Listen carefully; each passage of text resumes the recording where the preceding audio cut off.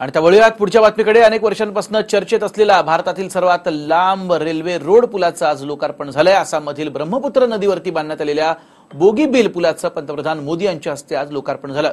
हा देशातील सर्वात लांब रेल्वेच्या मार्गावरील पूल आहे। या पुलाची लांबी 4.9 किलोमीटर असून तो ईशान्य भारतात बांधण्यात आलाय।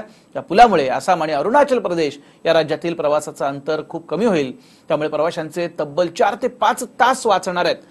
तब्बल 21 वर्षांपूर्वी तत्कालीन पंतप्रधान HD देवेगौडा यांच्या हस्ते या पुलाचं भूमिपूजन झालं, मात्र त्याचं काम पूर्ण होण्यास आता इतका मोठा कालावधी लावलाय। 4 दृश्य आपण बघतोय। बोगीबील ब्रिज देशाला समर्पित केलेला आहे आज पंतप्रधान नरेंद्र मोदी यांनी।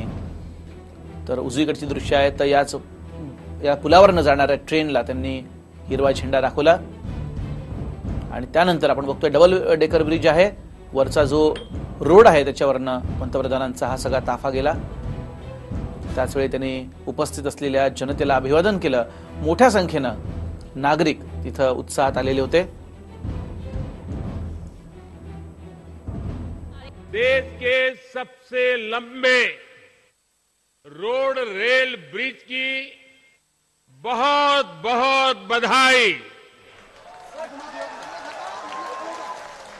देश के सबसे लंबे रोड रेल ब्रिज की बहुत बहुत बधाई। ये देश का पहला पूरी तरह से स्टील से बना बड़ा ब्रिज है। पानी से 30 मीटर से भी अधिक की ऊंचाई पर बना ये पुल हमारे इंजीनियरिंग और तकनीकी सामर्थ्य की भी मिसाल है। एक साथ गाड़ियां और ट्रेन की रफ्तार और भार सहने की इसकी क्षमता देश की सामरिक शक्ति को भी कई गुना सुदृढ़ करने वाली है।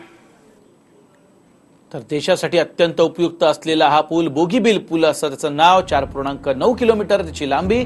1997 मध्ये झालं होतं भूमिपूजन। 21 वर्षांनंतर पूल तयार झालाय।